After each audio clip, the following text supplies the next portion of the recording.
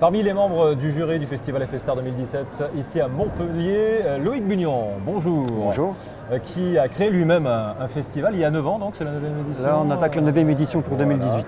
Le festival Bloody Weekend, comme son nom l'indique, festival international du film fantastique à Audincourt. Tout à fait, en Franche-Comté. Voilà. Et alors, l'idée de départ de votre festival, j'imagine qu'il a évolué, évidemment. Il a pris de l'ampleur aussi, on en parlera. Quelle était votre envie au début ?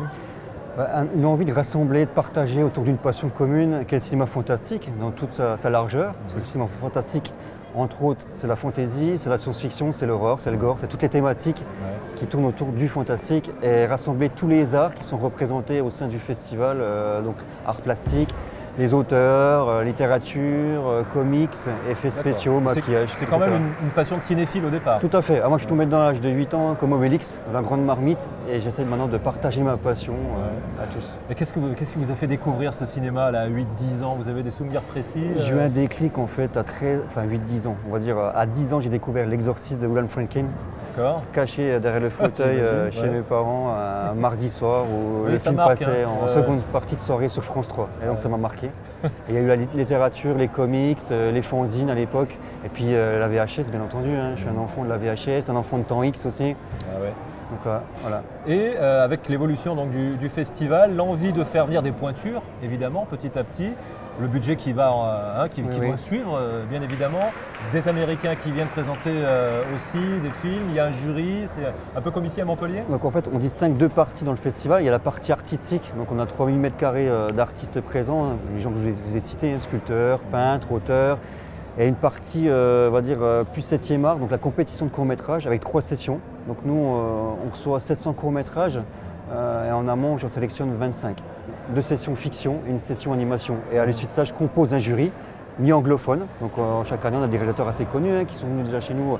Ruggiero Deodato, réalisateur de Cannibal Holocaust, Mick Garris, qui a adapté 6 œuvres de Stephen King à l'écran. Dominique Pinon, Philippe Naon, on essaie vraiment d'avoir un jury assez prestigieux et donc ça demande du travail aussi, c'est un an de travail en gros. Mais la première sélection, c'est vous, et sur quoi se base-t-elle? Déjà, un film, une histoire, bien évidemment, et peut-être les effets spéciaux, vous avez un œil précis, une volonté Donc moi, c'est déjà la direction artistique, ensuite les effets spéciaux, il faut que le court-métrage n'ait pas plus d'1 an, c'est vraiment une priorité. Et c'est vrai que je reçois des courts-métrages espagnols, d'Afrique du Sud, même Brésil, États-Unis, on suit vraiment toute l'Europe. Et c'est vraiment un challenge, ça dure 2 mois et c'est vraiment une volonté de ma part aussi d'avoir de l'inédit et primer justement en direction esthétique le scénario, les effets spéciaux et des courts-métrages qui sortent un petit peu de ce qu'on a d'habitude parce que c'est vrai qu'on compare toujours à l'industrie aussi des longs métrages où c'est souvent du réchauffé, des remakes. J'institue vraiment le côté scénaristiquement parlant, il faut que ça puisse nous interpeller. La suggestion en fait, il faut que la peur pour moi c'est pas que de l'hémoglobine, c'est faire peur mais avec rien. C'est ça qui est intéressant. Le premier Spielberg, Duel. Tout à fait. Tout s'inquiéter avec pas grand-chose finalement, même les Dents de la Mer finalement. On peut citer Alfred Hitchcock, qui est un petit peu le maestro en fait, de la peur sans vraiment montrer avec un bruit de scie. Et justement avec des coups de cœur, des vraies révélations dans ce que vous avez pu voir tout au long de ces années. Là il se passe quelque chose, vous avez eu des flashs comme ça sur certains de ces courts-métrages? J'en ai eu quelques-uns chaque année. Je suis surpris en fait, je suis toujours surpris en fait. Surpris par le cinéma hispanique aussi. Le cinéma espagnol quand même un très bon cinéma, au niveau court et au niveau long aussi. Autrement, je ne peux pas vraiment citer de films, mais chaque année on est surpris. On en reçoit de plus en plus d'ailleurs. Oui, c'est ça, donc il y a un vrai engouement là pour. Court-métrage, ça a toujours marché. Mais moi, je suis un enfant du court-métrage. De toute façon, tout le monde débute par un court-métrage essentiellement.